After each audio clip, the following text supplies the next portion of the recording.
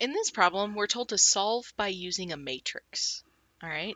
So a matrix is an array of numbers which we contain within a bracket. All right. If you don't have the bracket, you don't have a matrix. All right. Now, with a matrix, what you do is you remove all the variables. All right. And this line here is your equal sign.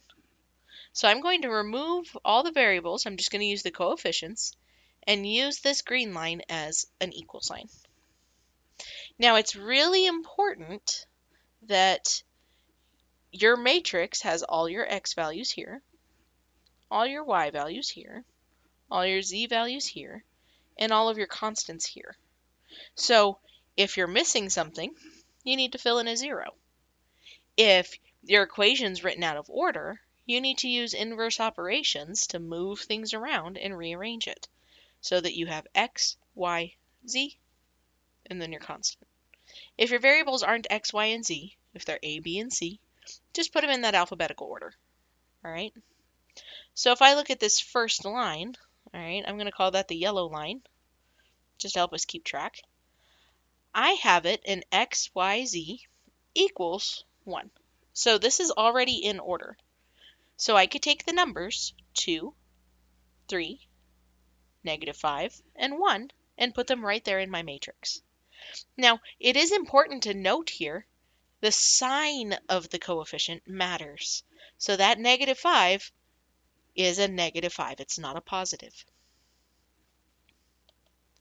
All right, so when I look at the second equation I have here in the blue, notice it is not in the form x plus y plus z equals 2. The z is on the wrong side of the equal sign.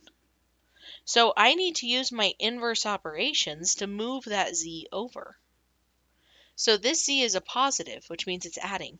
So to move it across the equal sign, I would have to subtract it. And this is the line that I'm going to put in for that blue line. So I have 1x plus 1y minus z, so that's going to be a -1 for the z, is equal to 2.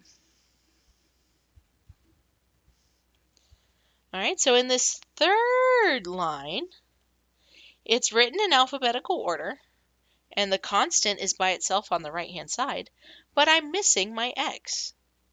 So if I need to put an x in this equation, I would put 0x there. So I'm going to put in a 0, and then my 2, then my 1, and then my 8. So you have to fill in a placeholder. You can't leave an icky, yucky place in there. All right, so this is called the augmented matrix. Augmented, meaning that it has the equal sign in there. All right, if it wasn't augmented, it would just be this piece here. Alrighty, so now I'm asking for what's called the RREF, which stands for reduced row echelon form. RREF. So the reduced row echelon form looks very similar. All right, it's going to be a matrix. It's going to have that line, but we need to figure out what that form is. So in order to do that, I'm going to take advantage of desmos.com/matrix. All right, so now what I'm going to do is I'm going to click New Matrix. This matrix has 3 rows and 4 columns, and I'm just typing in the numbers that we had. Now notice on Desmos, they don't have that little equal to bar. All right, they just assume it's there, and I don't know why they don't put it there. So there's my augmented matrix. So to get my reduced row echelon form, I'm going to hit this RREF button and type in that capital letter that I have there. All right, so this piece right here is the reduced row echelon form. I'm going to keep that equal sign on there when I cut and paste this. All right, so that reduced row echelon form has a couple of key features to it that are really important to note. All right, for the first thing, I'm going to go ahead and draw in, or try to draw in, my iPad is not updating with my line. That's pretty good. I'm drawing in that line, that equal to line. All right, so there's my reduced row echelon form. All right, one of the things that you're looking for is you are looking for right here, the ones going all the way across here on the left. All right, that tells you that there is a value for every single variable. Okay, this row has a 1 where x's went, so this number is an x. This column here, I'm sorry, I'm saying rows, I mean columns, sorry.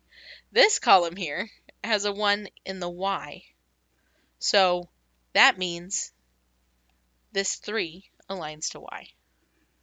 I meant row, because this row has a 1 where the z's are, so that means the 2 is a z. So my final ordered pair would be 1, 3, 2. Now I do want to address how to know when you have a matrix, whether it's IMS or no solutions. So here in the little corner, in my little box, I'm going to draw another matrix. All right.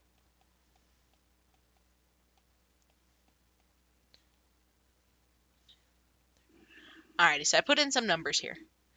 Now notice on the left side here of the reduced row echelon form, it's all zeros. There isn't a 1. All right, so if I went to write out this bottom equation, I would have 0x plus 0y plus 0z equals the number 3. And of course, 0x, 0y, and 0z, all together, those are 0. So when I have that situation, I'm creating an equation that says that 0 equals 3. But that's nonsense, right? That's not something that's true. So in this situation, this is no solution because it creates a false statement. Now, that being said, I could just change one little number, all right? So say that that 3 was a 0.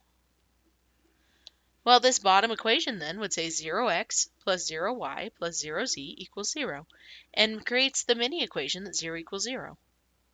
Well, that is true. All right, 0 does equal 0.